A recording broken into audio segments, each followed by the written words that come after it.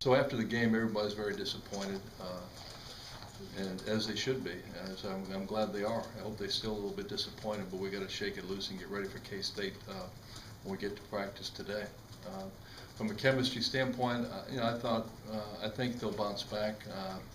There's still a lot out there in front of us that we have to accomplish, and certainly our expectations starting the season and where we are right now don't coexist right now. But we just got to win one ball game, and against a very good opponent that really hasn't made a lot of mistakes. They're plus 11 on the turnover margin. We're minus 10. You know, and all those other stats, someone was telling me, you know, with this stat offensively, but really the stats that matter the most in my mind always have other. You know, you're giving the ball away, you're taking possessions away from the offense and giving them another possession, which we've done on a pretty regular basis in our 4 losses when we turned the ball over in the third quarter. And the other one is just scoring points, you know, outscoring your opponent. And, you know, we're scoring points, but not, we haven't outscored them in those ball games enough to win those games. So that's kind of where we are. But the kids, I think the kids, they're a good group. I think they'll respond well. It'll be hard on them today. I do think in the ball game, going against that offense, I think we had, offensively, we had, going against a defense, a very good defense. I thought we had 9 explosive plays, which usually 9 to 10 is a pretty good number. I think they had 6. So I thought our defense, I have a lot of respect for what they do offensively and their players. I thought our defense played better, actually. It's hard to believe when you lose a ball game like that they did, but I thought we made some improvement defensively. I thought we improved our tackling. I thought we were fairly physical at times. Other times we could have been a little bit better, but I thought we made some progress in the game.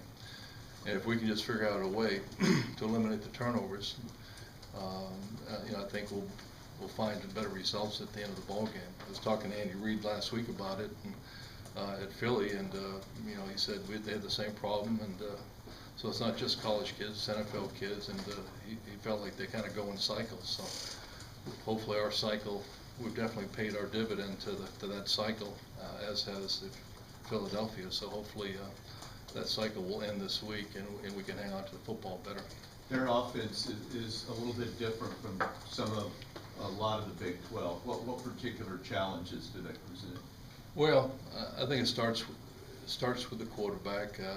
He's a good runner in what they ask him to do. They don't turn the ball over when they throw the football. I think they've had 4 interceptions. He's had about 900 yards rushing, so they have a dual threat in the backfield. And not unlike Missouri in that regard. So we're going to have to do a good job with them and keeping things in front of us and wrapping up and tackling. So they'll isolate you, and they're going to run the football. There's no question about that.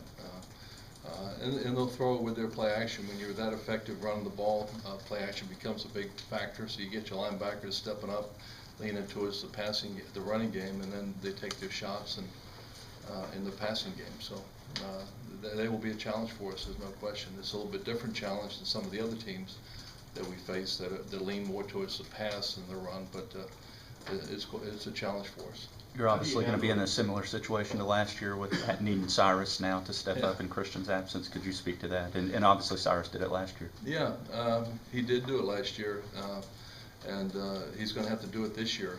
So in some ways, I know Cyrus is as disappointed as the rest of us that Christian is hurt, but Cyrus probably plays better when he gets more carries in the game and tries to find his niche in the ball game. So hopefully that will be the case, and he can stay healthy, and we can move forward. Ben Molina, who played in the game the other day, will also have to contribute in regard to that, and I'm confident that he will. Is Christian going to have surgery, or has he already? No, they have to wait about 2 weeks for the swelling to die down and to put him in a position where they can actually go in there and fix it. So it'll be a couple weeks before that takes place, but certainly we'll probably work it around so his exam schedule, so make sure he doesn't miss out on studying and get into his exams. You've got to feel for him having season-ending injuries 2 years in a row. I guess that's kind of Yeah, he handled it quite well, actually, which, you know, is certainly a disappointment for him as well as for us. And he, you know, he's in a positive frame of mind, at least he was when I saw him last. And, you know, it's just part of the game. And it's a great lesson to all our guys how important that academics is. That, you know, you just never know, and he certainly will be able to come back from this, but you just never know when your last game is going to be. And so it's so important that they get their degrees and they graduate and have options. Is this the same one you broke? Same name, the same one? I don't believe it is, but I can't honestly tell you that. Okay. And I know Swope got dinged up. Is he okay? He is okay. He hit the back of his head on the ground on a play, and he's kind of shook up. He had a headache after the game. I know that, and I think I had a headache after the game too, but it was not because of that. But I think he'll be okay. Anybody else? Corio Judy, I think, will practice some this week, so hopefully we're going to get him out. You know, we get a bunch of bumps and bruises and with sprains and ankles and things of that nature, but nothing that will keep anybody from playing in the game that I can know of right now. Stephen Campbell, same thing? Stephen will probably be questionable for this week, not quite as ahead of schedule as Corio Judy at this point. And along those lines, how do you think Tony Hurd did in his first start and filling in for Stephen? Yeah, I thought Tony brought a physical quality to the game.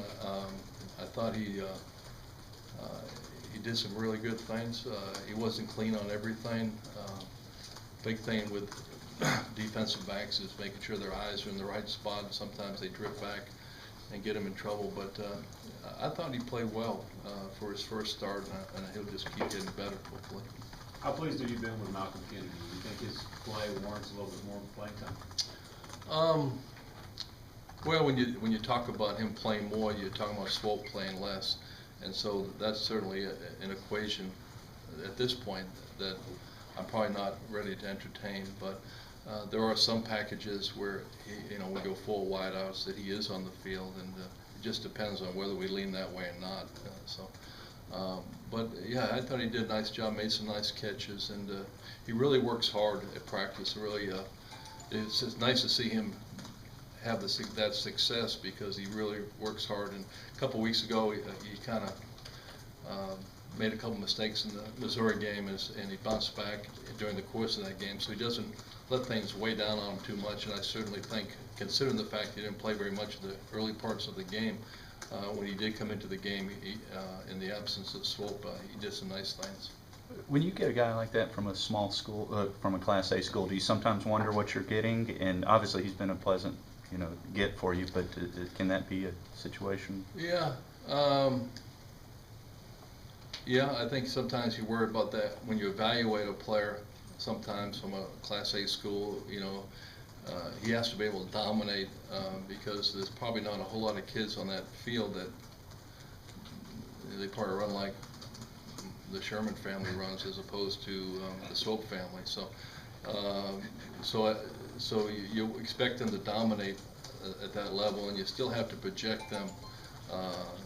How is he going to be at, he's not even, it's 1A and all the way up, but there's a lot of, he comes from a great high school, a very good high school coach, they did a great job with him, and he was such a competitor. He played 3 sports, and he was a leader in football, he was a leader in basketball, and he was just a phenomenal competitor. And the thing that really impresses me with him is his work ethic. He's very determined and very focused. If he drops a ball in practice, he's staying after to make sure he catches him, and so I think he'll just keep getting better. Coach, can you talk about